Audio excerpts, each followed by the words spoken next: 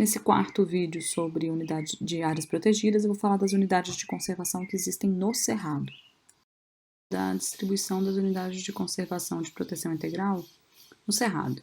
Então, a área do Cerrado está em cinza e as áreas verdes são as áreas de proteção integral. Então, um pouquinho desatualizado, o Parque da Chapada dos Veadeiros, por exemplo, ainda está no seu tamanho anterior, mas essas são as grandes unidades de conservação do Cerrado, e a gente vê que a maior quantidade e tamanho das áreas de unidade de conservação de proteção integral no Cerrado estão na região norte do Cerrado, o que tem a ver com o custo de oportunidade da criação dessas unidades nessas regiões que foram menos exploradas no Cerrado, né?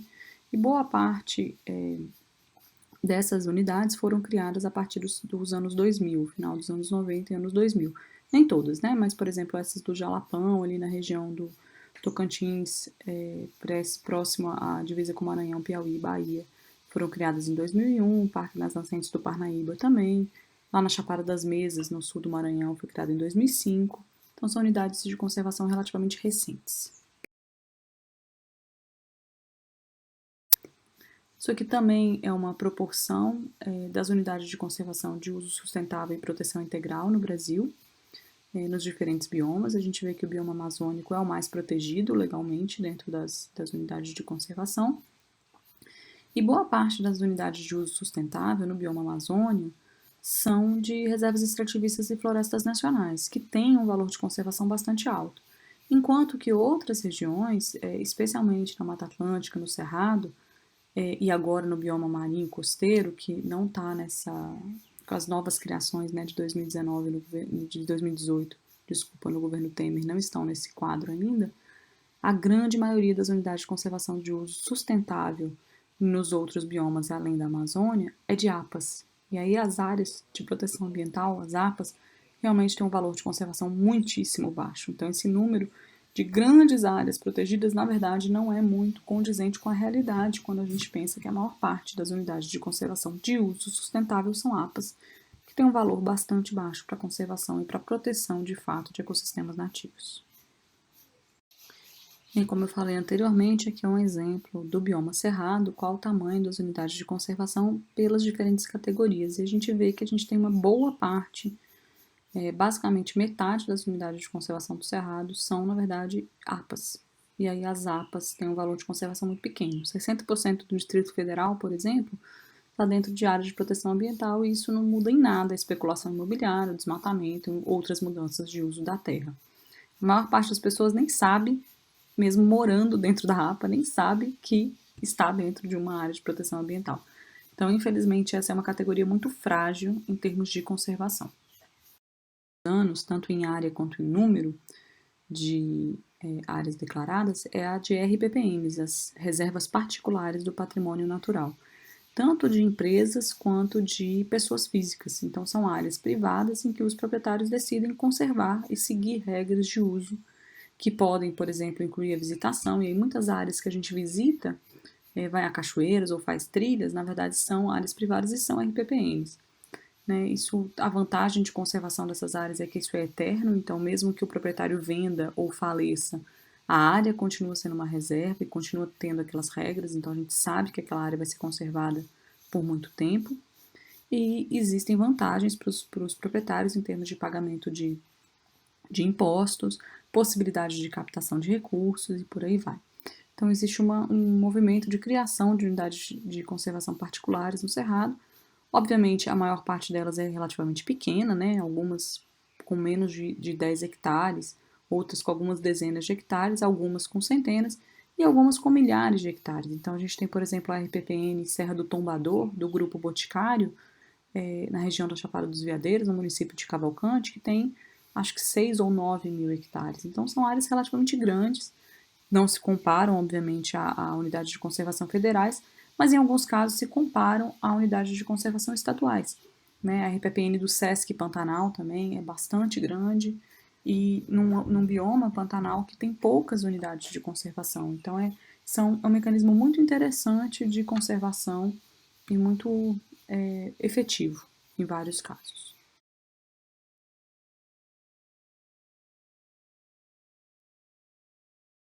Uma coisa importante da gente pensar é que com tantos usos e tantas formas e categorias de unidade de conservação, por que a gente tem tantas formas? Isso existe? Existe isso fora do Brasil? Como é isso? Sim, existem essas diferentes categorias de uso com permissões de uso diferentes. A IUCN tem categorias de unidade de conservação também, que são mais ou menos equivalentes ao que a gente tem no Brasil, mas o Brasil tem o seu próprio sistema de unidades de conservação, que é a lei do SNUC de 2000. Então, a primeira coisa da gente pensar é que existe uma diferença entre o que é conservação e preservação. Então, preservação seria a gente manter alguma coisa intacta, sem nenhuma modificação. Isso, na verdade, na prática é impossível, né? Todos os ecossistemas naturais, eles já foram impactados pelos seres humanos e o melhor que a gente pode fazer com eles é tentar conservar.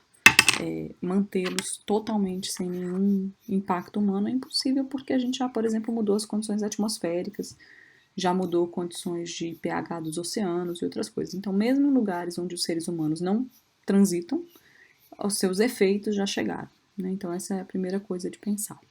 A outra coisa é pensar que qualquer uso humano vai ter impacto, né? Então, mesmo que seja visitação, em que seja uma visitação de ecoturismo, em que os turistas tomam cuidado para não levar espécies invasoras, limpam seus sapatos, andam apenas nas trilhas, não coletam nenhum tipo de material, só o fato de ele estar pisando numa trilha, isso vai ter um impacto, certo? Existem, obviamente, impactos maiores e menores. E o que a gente pode pensar é que é melhor que a gente tenha um uso regulamentado e que a gente tente prever, prevenir, reduzir esses impactos, do que a gente não regulamente o uso e aí cada um faça o uso da maneira que quer e muito provavelmente esse uso vai ser pior do que se ele fosse combinado antes e regulamentado, certo? E aí a gente pode ter usos diferentes, compatíveis com diferentes objetivos das unidades de conservação. Então, à medida que a gente tem, por exemplo, reservas biológicas em que quase ninguém entra, em que a gente tem um uso humano bastante restrito, e aí você pode pensar que você pode ter a fauna vivendo numa região com menos seres humanos e, portanto, nas suas atividades mais naturais. Então, grandes felinos, por exemplo, precisam de territórios muito grandes, são bichos arredios, não chegam perto de populações humanas. Eles não vão ter uma vida muito natural se eles estiverem perto de um monte de comunidades, de cidades. Na verdade, eles vão ser ou afugentados ou vão morrer, né? Enquanto que se eles estiverem em grandes áreas com pouca população humana ou ninguém, eles vão ter outro tipo de vida. Então, essas áreas são importantes? São. Por outro lado, existem comunidades humanas que dependem de vegetações naturais. Então, a gente precisa que essas populações tenham acesso à vegetação nativa. Inclusive, muitas vezes, a vegetação nativa que eles ajudaram a conservar.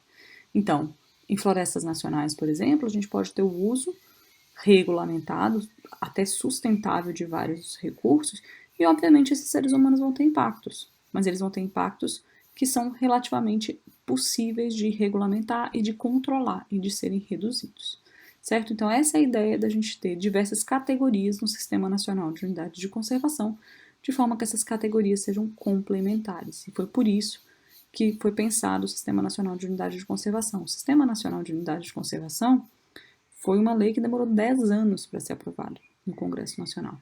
Então, ele foi muito bem pensado, muito bem discutido, e justamente essas categorias têm ideia de serem complementares. Não foi uma coisa jogada da ideia da cabeça de alguém, não. O que às vezes aparece jogado da ideia da cabeça de alguém é justamente mudar regras de uso dentro das categorias de unidade de conservação sem pensar nisso, né? Então, isso aqui é uma notícia de 2013 que está esse tipo de tentativa vem desde então, ou de muito antes disso, tentando liberar coisas que não fazem muito sentido dentro das categorias de unidades de conservação que existem hoje. Então, se você tem mineração dentro de um parque nacional, não faz muito sentido. Isso está atendendo algum tipo de interesse econômico e não de conservação e de uso. As áreas protegidas sempre são alvo, né, de tentativas de redução, são vistas como um entrave ao desenvolvimento, um gasto excessivo, uma área que é de ninguém e que não serve para nada. Então, assim, a gente pode correr na mídia centenas, milhares de notícias sobre isso, de projetos de lei e tal. Então, é importante a gente saber por que essas unidades existem, para que elas servem, até para poder defender a ideia de que elas continuem existindo, né? De que nem toda a área de vegetação nativa deve ou pode ser convertida para pastagens, por exemplo, ou para monoculturas de larga escala. Isso vai ter um impacto que não é só na biodiversidade, mas é também na produção de água, nas mudanças climáticas, em diversos serviços ambientais, por exemplo, polinização, para a própria agricultura, né? Então, entender para que servem as unidades de conservação é importantíssimo por isso. Tem um exemplo de, em fevereiro de 2017, diversas unidades de conservação que foram reduzidas, né, ou tiveram suas categorias alteradas, então isso são exemplos recentes do que acontece no Brasil. Uma medida provisória de dezembro de 2016 que alterou diversas unidades de conservação na Amazônia, para possibilitar a construção de hidrelétricas, asfaltamento de estradas e outras coisas, que vão levar, que já levam, né, ao desmatamento de muitas áreas que antes eram unidade de conservação de proteção integral ou na sua região, no seu arredor. O atual governo, eu não preciso nem dizer que vê qualquer tipo de conservação, área de preservação ambiental, unidade de conservação como um entrave, né? Não enxerga, ou pelo menos diz não enxergar, nenhuma vantagem a gente ter unidades de conservação, sendo que a gente está no país de maior biodiversidade do mundo e que tem impactos altíssimos no clima mundial. Então, ao se ter um governo, a gente nunca teve governos no Brasil, na verdade, na escala federal, que de fato entendessem a importância da biodiversidade. Mesmo os governos que criaram muitas unidades de conservação, muitas vezes se colocavam nessa posição entre o desenvolvimento e a conservação como coisas opostas, e elas não são. O atual governo faz isso de maneira ainda mais extensiva e agressiva, e a gente tem, portanto, as áreas de conservação, as unidades de conservação, as áreas de proteção ambiental e as legislações ambientais totalmente em xeque e ameaçadas pelo atual governo.